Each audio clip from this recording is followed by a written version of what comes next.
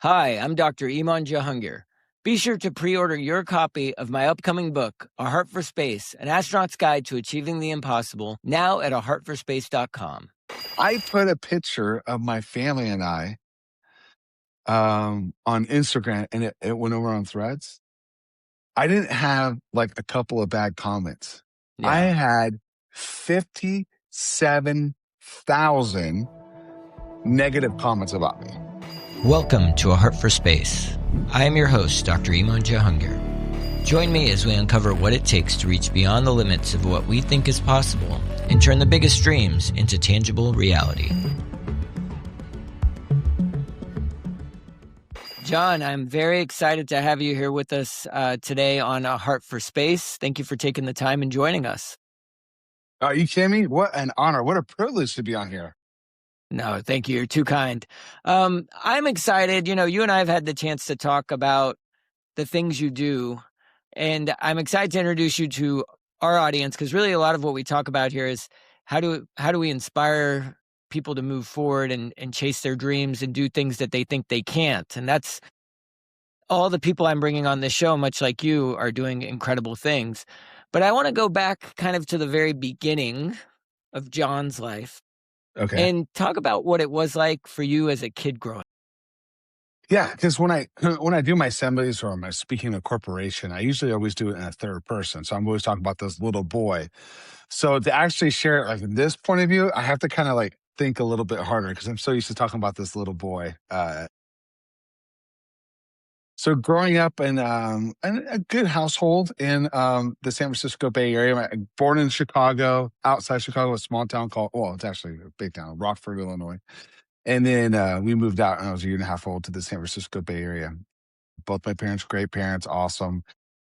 They saw that I had some disabilities at a young age with my verbal stuff and my battle with that as I grew up. And then I was always put in like special needs classes. But back then, now I'm going to date myself right now. Someone asked me not too long ago, Jon, how old are you?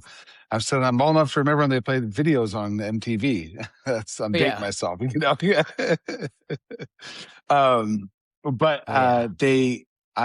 They didn't have anything for special needs kids. So we were all put together. I was more nonverbal and some other issues I was battling. But I remember in my class, and I grew up in a town called Lafayette. It's on the east side of Oakland, and it's kind of more of a affluent area. And they put us all together. So there's children with Down syndrome, cerebral palsy, and myself, everybody. We're all put in the same classroom. And we had this one girl, her name is Sonia. She was a little person. Nothing wrong with her. No learning, no speech. She was just a little person. And so she was put in that class with us. And so back then they tried their best, and then they tried to do integration where they tried to put us back into the mainstream classes, which kind of made things a little worse at the same time because you're going in and out a lot. But it was new. And so I was in these normal class, or I should say typical classes. But really in fourth grade, when I was really put back into the typical classroom full time. And so once in a while I would go out for speech therapy or different things. It made it hard. Definitely socially, it was definitely hard for me. I was held back, and then I was a kid that sat by himself every day. Even when I ate, kids would throw garbage at me and stuff like that. So it was a challenging time. The teachers were also, I feel like I read somewhere a teacher once told you, like, you're never going to be able to read and write. And like, how do you deal with that as a child? I mean, that's, my son's in fifth grade, and I can't imagine how he would deal with that. So even younger. Yeah, that was in fourth grade when that happened. Yeah. Teacher held me after class, dismissed everybody, and walked over and says, you'll never be able to read, write, or talk. You'll never graduate from high school or college. You're a throwaway. And I remember feeling devastated. It's amazing. Out of that, her saying that, the millions of people I've able to talk to, or even watching today, and I can turn to them and say, maybe you've heard words worse than that. And I want to say, I'm sorry. And to watch people from across the world, I've had politicians cry by me saying that. Yeah, that's millionaires, all the different type of people. Yeah. So something really painful is actually identified to be something really positive and been really powerful for me to use around the world. Well, and I think you bring up a good point. Like, it doesn't matter who you are. We're all humans and we all have humanity. So we hear stories of that about a child being told that. It resonates with everyone, even if you haven't felt that yourself. which is pretty powerful if you think about it. Well, I was doing a school assembly outside Glasgow. The airport's it's in Paisley, and there in Scotland. And I'm doing this big high school assembly. Now they call them secondary school, so it's not a high school, but it's the older kids in this big auditorium. And this student stands up, walks down the stairs, comes up on the stage, and stopped me in the middle of my program. He goes, "This morning at breakfast," he goes, "my parents sat me down and said, we're getting a divorce." He goes, they pointed at me and said, "It's your fault." Whoa. And then all of a sudden, he just collapsed. And before he hits the stage, I grab him.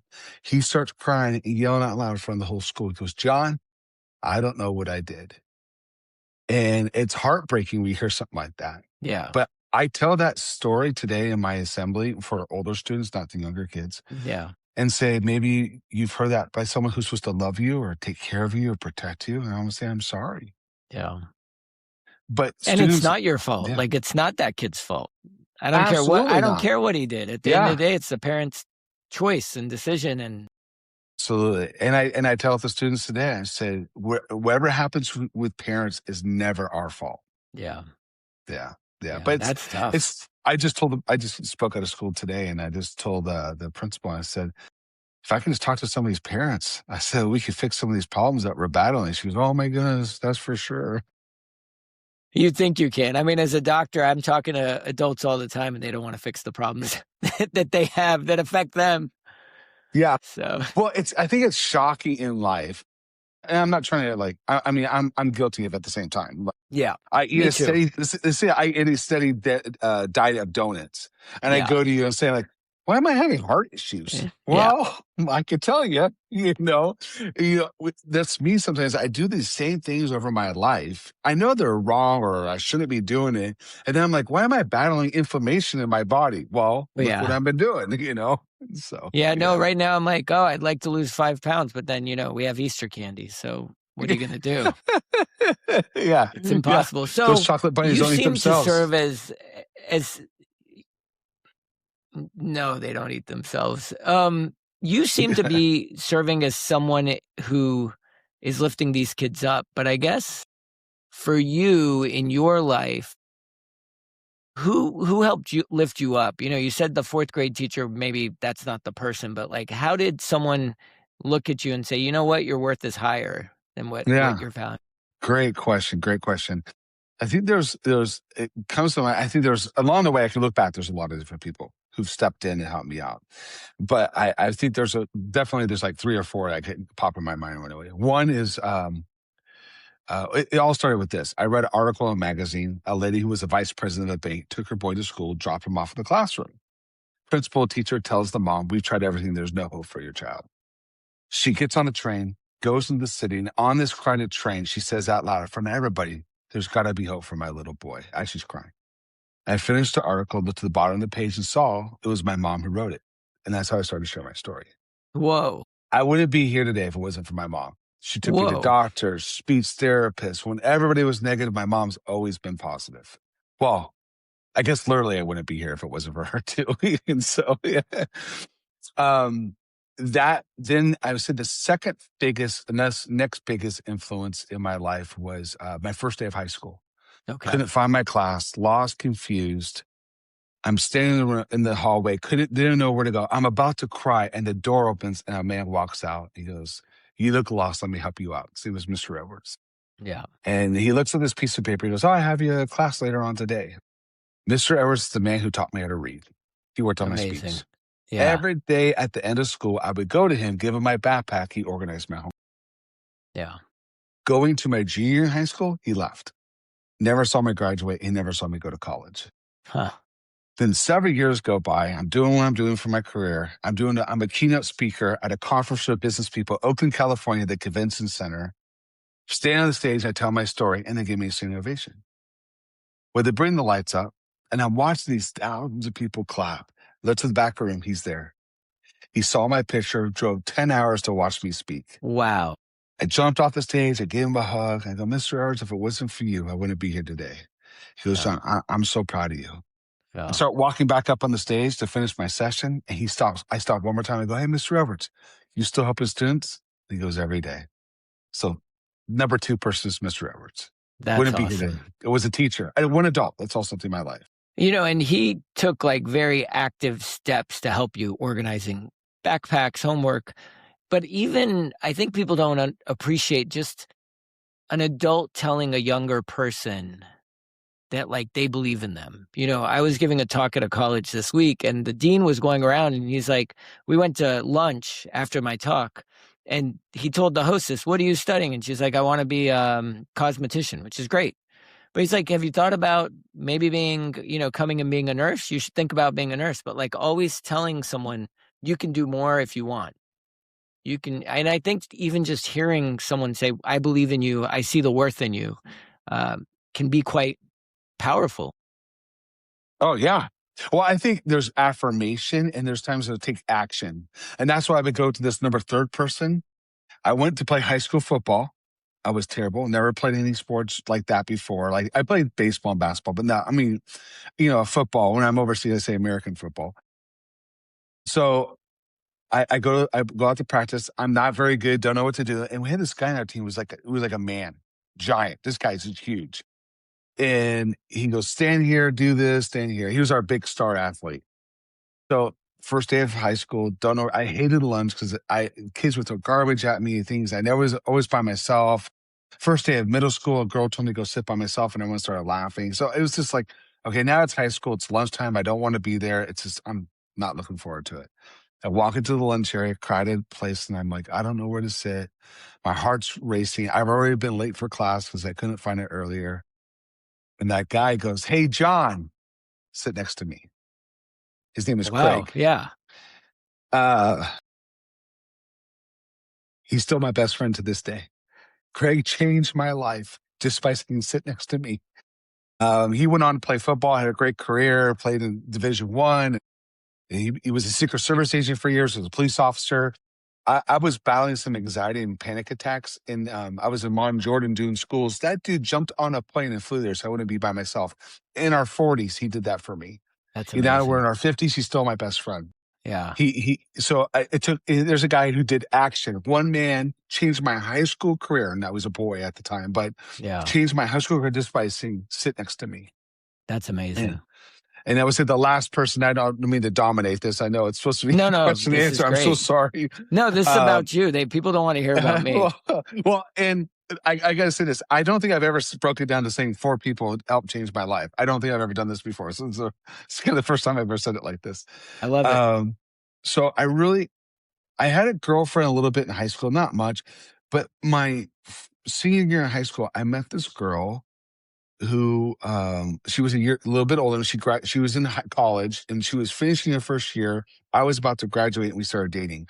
Well, I was going to that school, so we started dating all throughout college together. So she would help me with my homework, do my homework. No, I'm just joking, but she was there and we've been married for 31 years next month. My wife has been Wow. there. So we've been together since we're 18. She has been a rock in my life, always been there for me, supported me, picked me up when I'm down, been honest with me. Yeah. Even when I don't do a great job speaking, she'll be the first one to tell me that probably wasn't your best, in an Yeah. encouraging way to try to help me out. And so my wife has been incredible in my life.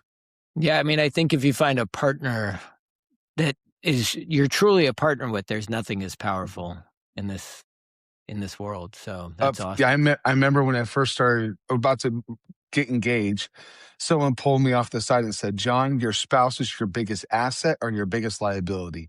Make Yeah. sure you're making the right choice. And for me, it's been unbelievable. She's been incredible. That's fantastic. And I know you guys travel the world together. Um, and you do interesting things I know you speak, but there's another part of you where you're using feats of strength, the physical side of your life. When did strength training, when did you start doing that? I know you said you were playing football in high school, but Yeah, how did working that out. happen? And how did that help build your sense of self, I guess? Yeah, so okay, I was 15 years old, and a guy came and did an assembly. And he ripped a phone book. I don't do that anymore because we don't have phone books anymore, but I do a ream of paper. He did some other different things, and he shared some inspirational stories. He didn't share his own, but he shared inspirational ones. And when I got to college, I called him. He mentored me in that. And Uh, I traveled with him for a lot of years. He would teach me how to do assembly. He goes, "Oh, you're talking a little fast. Pause here." He goes, "You're funny." He goes, "But don't go joke, joke, joke. Give a little pause. Let people give a chance for the crowd to laugh." And he taught me. But I'm a product of a school assembly. I saw it. I saw the reaction he was getting from everybody around me. I go, I think I want to do that. yeah, And that's how I got into all this. So school assembly helped touch my heart. It's why I do this today. that's awesome. When do you think you were first you realized you were capable of doing something that seemed impossible? Like, I wouldn't think I could break a bat, for instance. Like, when did you were like, I think I can do this? Yeah. So okay, so I knew. So it took a lot of work to get to where I was at. I'm not I'm not naturally a great athlete, it took a lot of strength. I've never done steroids or drugs. I always tell kids, I go, "This is all McDonald's." Not joking, but Big Mac. it's yeah, yeah, exactly. It's all been a lot of hard work and stuff, but yeah, it took some strength. I used to work in professional sports for a lot of years, mostly in Major League Baseball. We would do talks for all the teams. And so we would do the feats and different stuff like break bricks and do all that stuff. But we was like, "Oh, let's do something different." And so we took a frying pan, folded it in half. We're like, "That's an impressive." And then we rolled it up like, "That's kind of cool." And that's how we started rolling. And then we were doing an event one time, and a couple of baseball players go, "We don't want to go. We don't want to go." We're like, "Come on, everyone's coming. You got to come." And the guy goes, "If you break this bat, we'll come." And so it was actually my buddy who was even me, the guy who mentored me. He goes to swing over his leg, and the guy stopped him and says, "No, you got to put it on your leg, press it, and break it." Wow. And that's how you do it. And so we did, and that's how we started breaking baseball bats. And yeah, it's an older baseball player. His name is Mark McGuire. It was a long time ago. And that's how we started breaking baseball bats all those years ago. So that's how I kind of came into all that stuff. So it's kind of along the way we did stuff, and then kind of has grown and changed a little bit. Yeah. I mean, the phone books is an interesting one because you're right. Yeah, yeah. Well, the school I spoke at today was pre-K to second grade. So that's the 4-year-olds to like maybe 7-year-olds, something Yeah. like that. And they've never seen a phone book. They don't know what a phone book is. And I said Yeah. that to the crowd. I go, "You guys never even seen a phone book?" And the teachers laugh. Yeah. Pretty soon the teachers won't know what a phone book is. So true. Because a lot of schools I go in, and like teachers are like, "You spoke to my school." After That's right. I started this in 94. So where we're at, 32 years now I've been doing this. Yeah, it's pretty funny. And you were still in college when you started it, right? Yeah, yeah. I started doing So this in college. Yeah. what was the urgency? Like, why were you like, I got to do this? It wasn't so much the urgency. I felt like it was like I just wanted to. Like I felt this calling kind of a thing. Started my nonprofit. I didn't even know what I was doing. I put together a nonprofit at 20 years old, and it's the same nonprofit we've had all these years. And we had to start kept doing it, and then like it was kind of interesting. More and more stores started just opening, and it was word of mouth. And I've never really been great at promotion, but I've always tried to pursue relationships and friendships. So when I Yeah. meet someone, it's not trying to get a speaking engagement or it's trying to get into, or someone to give towards our charity. It's more about just being friends. And out of that, things happen. So I always pursue friendships and relationships, and doors have always opened that way. And I think because you do that after a while and you've been doing it for a long time, the word gets out that you're legit, for a better, of lack of better words. And you kind of, anything that's ever been said that's been negative, I'm sure there's been stuff, you kind of outlive it after a while, Yeah. you know? Well, I mean, you've spoken at 40 countries, So almost 80 now. millions of people Yeah. at this point. Yeah. Yeah. Like So, 10, yeah, 10 million face to face, over 10 wow. million. And then online to over 200 million. So, how did you realize that this was much bigger than just like your story? I know you use your story. Yeah. I don't know. I think it's involved. I don't think you think that. I mean, I don't think that. It was kind of cool. I'll show you this. I'm grabbing my phone just because I want to show you this. It Yeah, just please. happened. So last week I went to a wedding from some people who are Japan that we're friends with, and it was in Oregon. And so this lady walks up to me as I'm trying to get some food at the reception. She goes, "You're my son's hero. They love you." And so she pulls up this picture. I don't know if you can even see that. Yeah. She goes, "We were in Cambodia, and you came and did a school, and my kids were moving. We have lived there, and we were working there, and our kids were at that school." And I go, "Oh, you gotta tell them that," I said, "Hi." They're like, "They're here." So they came No back over way. and we redid the picture. That's them holding the camera with the picture in it. We reposed it all That's awesome. 15 years later, you know? So it's stuff like that, you know, it kind of Yeah. touches your heart, you know, that you know you're Yeah. making a difference, hopefully. That's amazing. Now, a lot of your work is anti-bully type work. I mean, Yeah, I try not to say the word bullying in my assembly because, like, if you do schools in New Jersey, if you use the word bullying, if a student comes to teach about being bullied, they have to fill out a HIPAA report or something like that.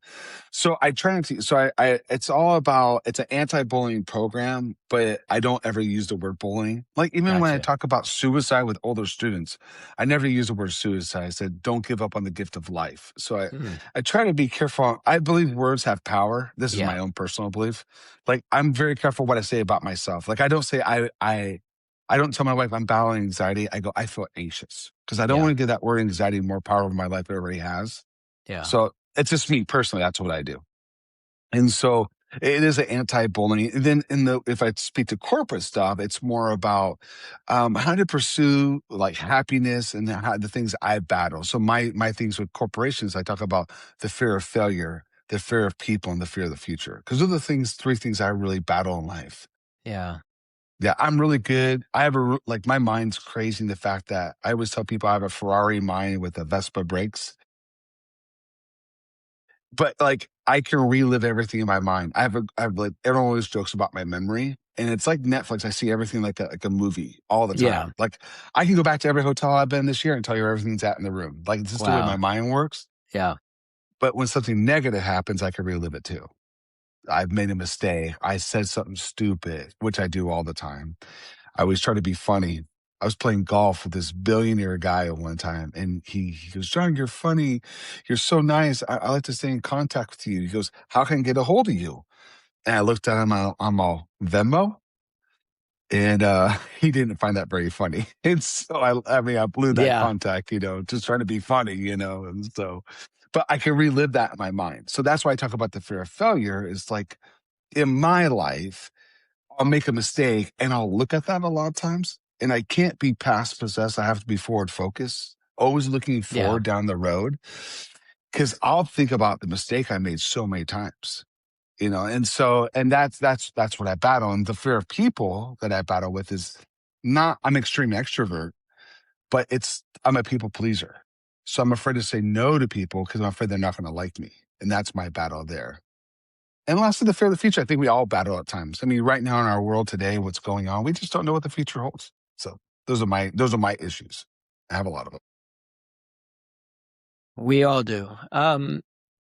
Has there been a moment in one of these talks you've given where an audience member has stopped you cold? I mean, it sounds like that child who talked about his parents divorcing is one of those moments. Has there been another one that sticks out? Yeah, it's funny. I haven't thought about that in a while. Until as soon as that popped in my head was I was in Connecticut doing a high school assembly, and I've told my story. I'm gonna tell this a little bit about my daughter, just a little bit, and I tell all that, and I'm about to kind of wrap up and go into the teachers, and this boy stands up and says, "John, I got something to say." I mean, we're in an auditorium. There's like 1,200 students. Wow. And he goes, "I don't have any friends. No one likes me in this school. I'm always alone." And all of a sudden, the right hand side, this big, huge, like it was like a football player because he had a jersey on. It was a Friday because they play at a game or something. He gets up and he walks over and he just goes to the kid and just hugs him. And the kid just falls apart. And then all of a sudden on this side, this other student stands up and goes, "I'm always by myself." And another kid stands up over here and walks over to him. And the girl stands up.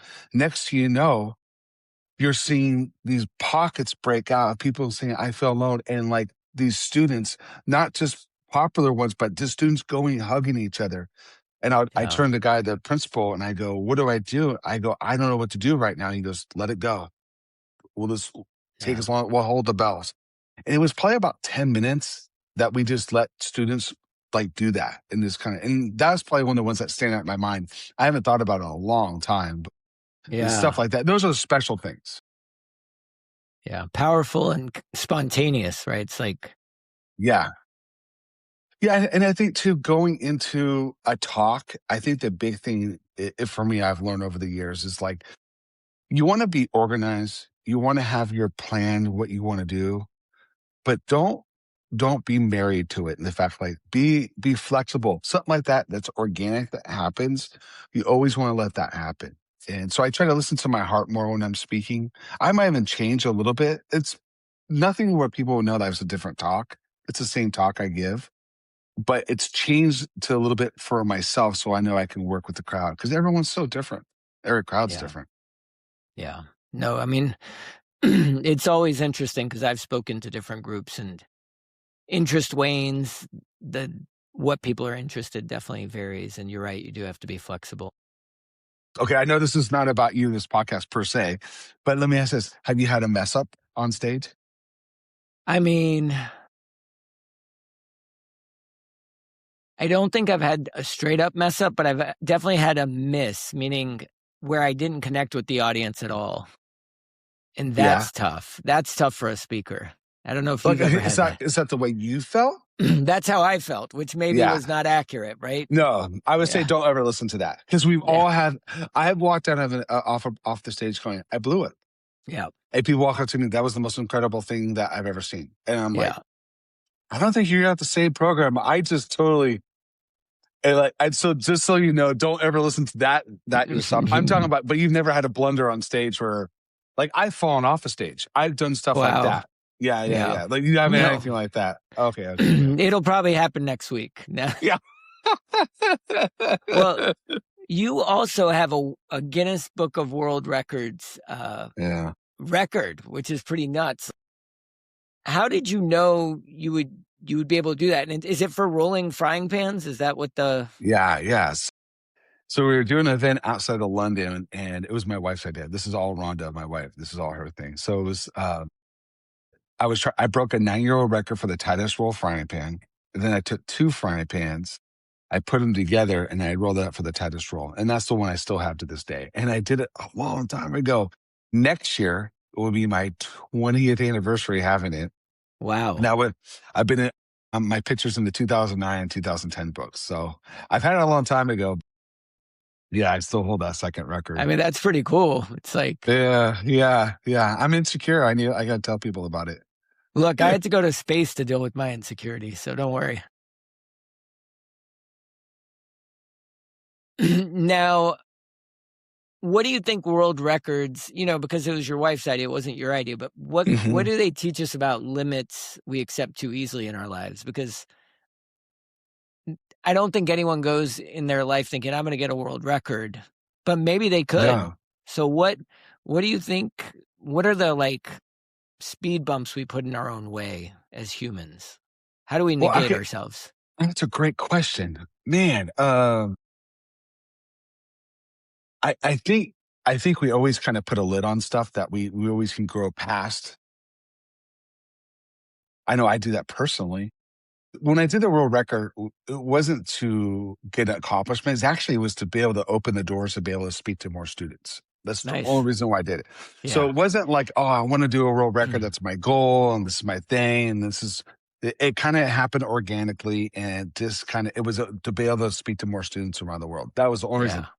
and it really has. It's opened a lot of doors, and I mean, I so believe it because people yeah. think it's cool. It Yeah, is yeah, cool. yeah, yeah. Well, the crazy part is this. They get 40,000 requests a year for a Guinness World Record.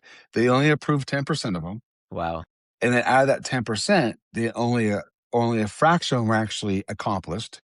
And out of that fraction, the only picture will get mentioned in a book. And the fact that my picture's in one and mentioned another Yeah. one, it's kind of cool. It's kind of cool. So it's a very, very small thing that had happened. Do you have a copy of that book somewhere?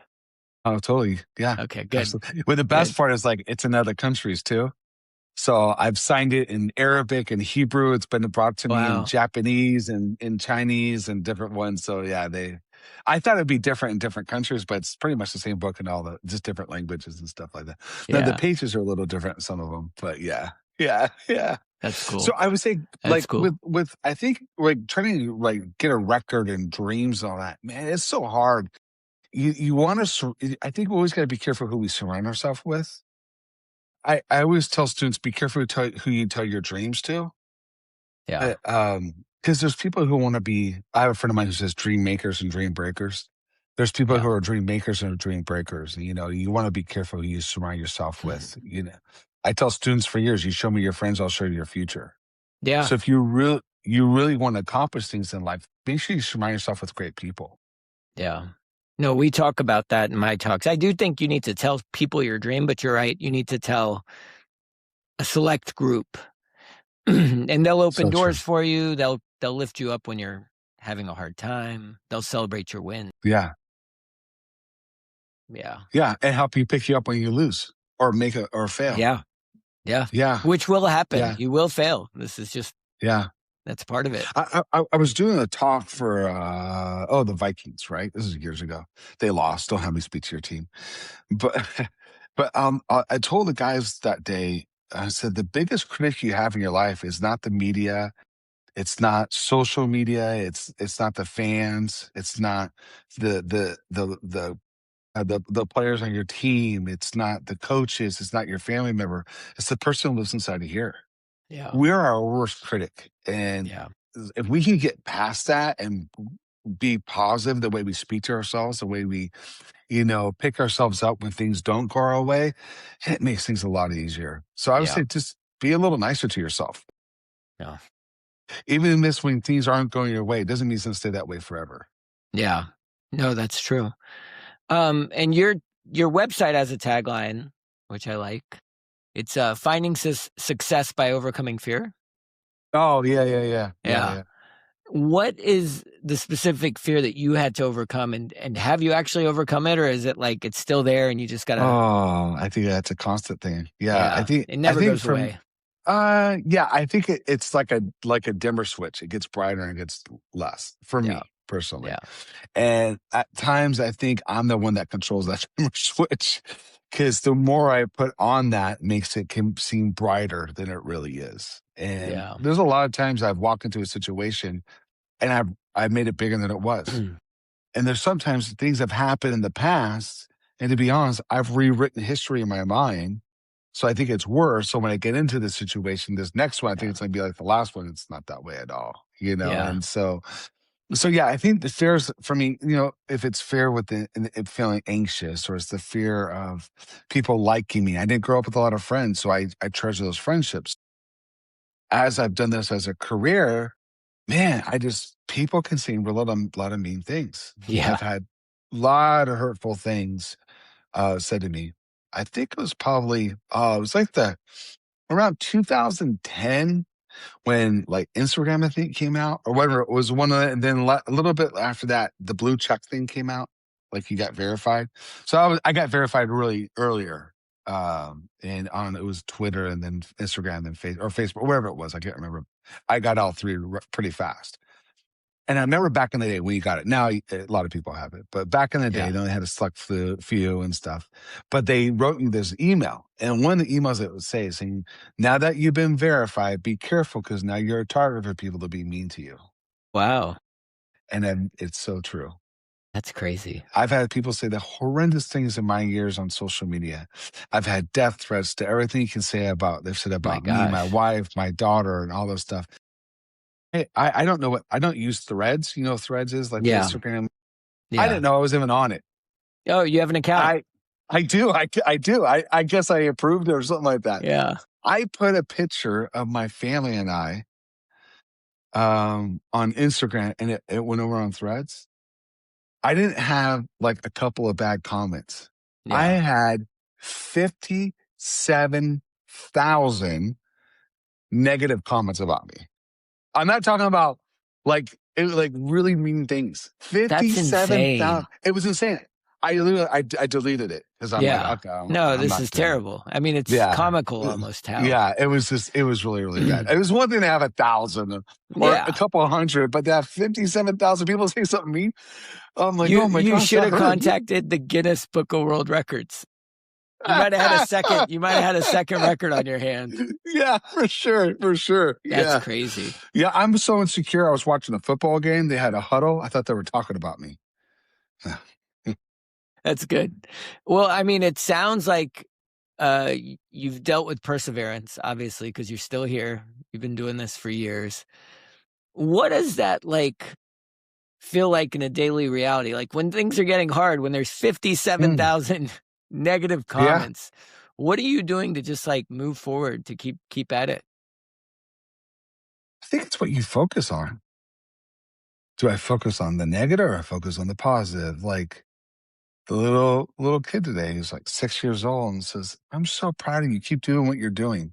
A 6 year old told me that. That's awesome. Yeah. And it's just, I'm going to focus on that and not someone who doesn't like the way I do my hair or that I've had these Yeah. highlights for 20 something years or I look fat or whatever they're saying or whatever they're going Yeah. to say. I'm going to try to focus. Do I do that all the time? No. But I try to focus on that and just persevere with that and know that you're making a difference. Hopefully you're making an impact. Yeah. I can't change everybody's life, but hopefully I can, it's like the old starfish story. Remember that? Did you ever hear the starfish story about in No. Reader's Digest? You know, old man walking the beach with his granddaughter and she's throwing starfish out in the water. And he goes, sweetie, what are you doing? She goes, I'm trying to save these starfish. He goes, look how many hundreds of starfish are here. And that's just this beach. There's thousands around the world.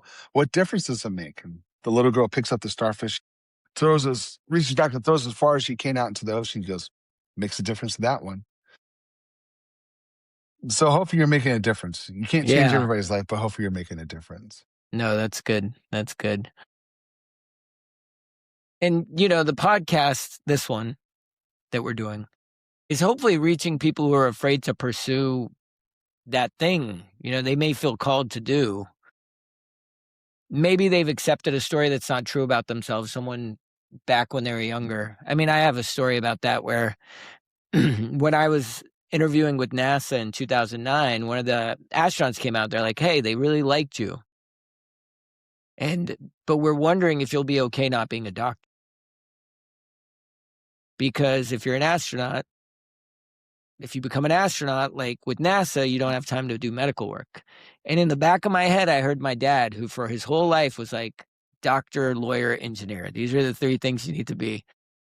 And so, I mean, it wasn't that he was being negative. It was just that I knew that in his mind, if I became an astronaut, that wouldn't be doctor, lawyer, engineer. Yeah. And so I've accepted that was my truth, right? I was going to be a doctor, a lawyer. I mean, there's worse things that could be your truth, I suppose. So what do you say to someone who's wants to pursue that dream, but they're holding themselves back for whatever reason, anxiety, self-doubt?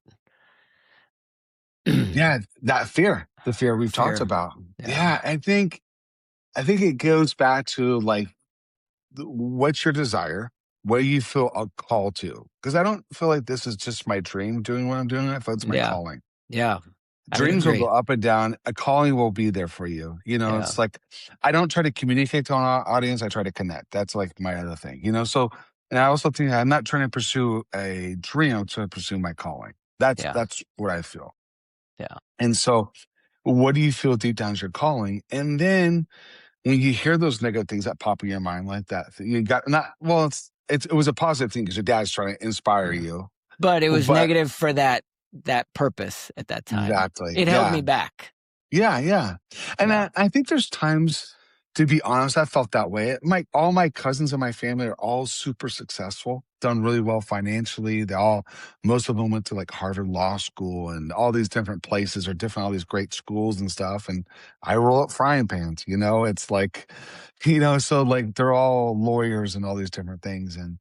And so yeah, you can start feeling that way, but I say just be careful if you feel your calling, focus on that, work on that, and try not to get so distracted on these other different things. There's these boys in the backyard and they dug a deep hole. I'm a story guy, so I like to tell Yeah. stories. So No, I they're great. apologize. They relate to So people. and they put a board across the hole, and they're trying to ride their bike over the board. And the first boy goes and falls off. Second boy goes and falls off. And next one falls off. And another boy overhears his watch, and they go, "Hey, why don't you try?"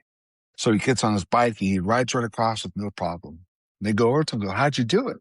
He goes, "I wasn't looking where my bike was at. I was looking at the end of the board where I needed to go." Mm, And so many times when I'm going through a situation that's really tough or overwhelming, I go, I can't look where I'm at. I got to look where I'm going. yeah. And so maybe you're frustrated. You're watching this today. Don't look where you're at. Look where you're going. You have all Yeah. the ability, the talent on it, and you're stronger and you're more powerful than you think you are. And when you're struggling, this is the important part. When you're struggling and you feel like giving up, talk to somebody. I always tell people you don't have to do life by yourself. And you feel like giving up, remember this too. We'd rather have a broken you than not have you at all. There's always hope in life. No matter what you're facing or what you're going through, there's always hope. Yeah. That's powerful. It's tough, I mean, people have, very different upbringings and Yeah. opportunities. And yeah. Um, what's the one thing someone can do today, like today, not someday, to begin rewriting that story that maybe they've told themselves, that they've told themselves they're not smart enough, or they're not talented enough, or people don't like them. Yeah. I think every time that pops in your mind, you just you take that and you push it off to the side. You can't let it come in and lay a seed and keep watering it. You Okay. gotta you gotta get rid of it right away. It's easy to say, it's hard to do because it takes practice. So Yeah. when that negativity comes in, don't start dwelling on it. You just go, I'm pushing it off to the side. I'm gonna focus on the positive. Yeah. And you're not trying to live in some happy place in your head and not being realistic. But at the same time, you start doing that and watch things will change. Yeah. Like you start thinking, being thankful for everything. I get up out of bed and I'm saying, I'm thankful for this. I'm thankful for that. I try to be more thankful than I am looking on the negative things. Yeah. So I look at the negative things. I can look at a lot of different things that seem tough. But if I stay thankful, it changes my atmosphere or my perspective. And the atmosphere around me actually does change. So I would say that's the first thing you do is you just take a little step like that. Try not to let that negative thing dwell inside of you, and then be more thankful for things. I have a neighbor who's going through a tough time. He's like, I got this, I got this, I got this, and I got this. Nothing can go right. Yeah. And all the time I go, your house is paid for, your car is paid for, you can pay Yep. all your bills. And I'm saying, look at the other side. When my daughter was little, we always say, what's the flip side? Yeah. What's the flip side? We always talked about the flip side of stuff. And so I always try to encourage people, just to look at the other side of stuff. Be more thankful. It does change the way you perspective on life, and it helps you. It helps you. There's one little thing you can do right there. It doesn't seem like it's big, but I'm telling you, you do that, you're going to see oh my goodness, look at things that change in my life. Yeah. Perception is so key to all of it, I think, to Yeah, yeah. success. And What are you looking at all the time? You can look yeah. at and see all the negative things. Yeah. Um, is there any limits you still haven't broken? Anything that you're still reaching for? I mean, because I would say you've had a pretty successful career reaching out and motivating Yeah. people. What's that thing that you're like, okay, maybe I got 20 more years on the road, but this I is the would like thing. that. I would like that. I mean, I'm 53 now, so I'm getting older. It's at times I'm a little more sore, a little bit more achy on Yeah. things. I'm icing a lot more than I did. I'm doing more. I love golf, and so I was watching the Masters not too long, this not Yeah. recently. This past weekend. Justin Rose, he's 45, he's considered old, but all the rehab stuff he does is to get ready for the tournament every round and all that stuff. And Yeah. I'm like, I'm doing more of that now. But I want to be in the game. I want to stay in the game as long as I can. So I think my biggest thing is I want to reach more and do more as I've gotten older. The thing is, I'm speaking more now at 53 than I did at 33. Yeah. And so I love that. I love that. I love staying busy and stuff like that. But I need to listen to my body at the same time. That's fair. Yeah. That's fair. Yeah. Especially when you're rolling frying pans. I can't even imagine. Yeah, yeah. Or breaking the baseball Or bat, breaking a you're just, baseball bat. yeah, Yeah. yeah, Do you just have a yeah. huge upper torso and like very small legs? Is that, can I assume? Well, okay, so I used to joke that my legs, I was so super strong on my legs, but I have a knee issue. I have to Ah, have surgery on my knee. So I haven't done knees, I haven't done legs in like probably 10 months. So I feel like my legs are super small right now. I was working out in Las Vegas years ago, and I didn't do legs very much. And this guy walks up to me, he goes, "Son, you're built like a horse, big upper body, little legs." And so I always do legs, and so now I feel like I do have little legs right now, but it's in my head, like that happened to you. That was always been in my head. So well, you're yeah. in good I mean, Arnold Schwarzenegger, I think lost one of his first competitions because he had small calves. So then he Oh just cut the leggings off all his sweatpants. So when he'd go to the gym, he'd have to look at his calves. wow, I And didn't then know he would that. work That's his a great calves out story. twice a day. Yeah. Yeah, So he, yeah, yeah. yeah. Well, That's funny. we call this podcast A Heart for Space. So I guess for the last kind of question, formal question, what is the space inside yourself or in the world, I guess, that you're still reaching for? I mean, it seems like, you have a successful marriage, thank goodness. Your daughter is grown now, which is great, right? You've had a family, you've raised your family. You're doing successful talks. Is there somewhere that you haven't reached? Maybe it's a group of people or a location or something that you're like, this is the place I want to at least talk one time. Maybe we can help make it happen. Well, that's funny. I tried this year. There's one place that was on my heart, and I tried every avenue. Reached out to everybody I knew, government people that I've worked with, all this stuff, and everyone said it's just not possible. It was North Korea. I wanted to do schools in North Wow. Korea, and I Yeah. tried. And there's just Americans just can't get in there right now. It's all shut off. Yeah. I tried every avenue, and so yeah, That's an that was my incredible one. one. I didn't expect that Yeah. answer, but I like it. Yeah. Yeah, that was the one I tried. 'Cause I've done a lot of things in different countries, and I've been in the different wars, areas in the most recent years since 22. I've been in all the war zones that are going on in the area so yeah. So I've been in the areas where I've been speaking, had to stop because a ballistic missile is coming in or something's happening, and so I don't get afraid of that stuff, and so it doesn't really Yeah. bother me. If I'm called in my heart to go there, I don't ever worry about it. And Yeah. so I use caution. I don't worry about it. But that's in space wise. You're talking about somewhere you can go to. That'd be the place that it's been in my heart to go is to do some schools and help the kids in North Korea. I mean, I think you have, you said maybe 10, 20 years left. You got some mileage left, and the world's changing. Yeah, for sure. No, things can change in a heartbeat. Who Yeah. knows what's going on? I've been pretty fortunate to stand before some important people, from presidents to prime ministers to royal families and stuff like that. And so it's been really an honor. I can't believe the kid who ate lunch by himself now has friends all over the world. And I just want to say too, as we wrap up our time, maybe you're a parent who's watching this, you have a child with a learning disability or speech problem or ADHD or even autism. I want you to hear me. You heard all the accomplishments I've had in my life, and I still have my stutter. I still have all my issues. But I just want to say this, if I can make it, they can make it. To the parent that's here, you're watching, you're frustrated or you're tired, please know there's hope today. Don't ever give up on the student. There's always hope. That's beautiful. Well, I think I will conclude it here. We'll put a link to your website and your book Oh, thanks. down there. So if people are interested, I think they should definitely check out your stuff. It's Oh, pretty meaningful and impactful. So thank you so much thank for you. coming here today, Jon. What an honor. Thank you. Thanks for being my friend too. Thank you for listening to A Heart for Space. If you enjoyed this conversation, be sure to follow the show so you never miss an episode, and consider leaving us a review to let us know your thoughts.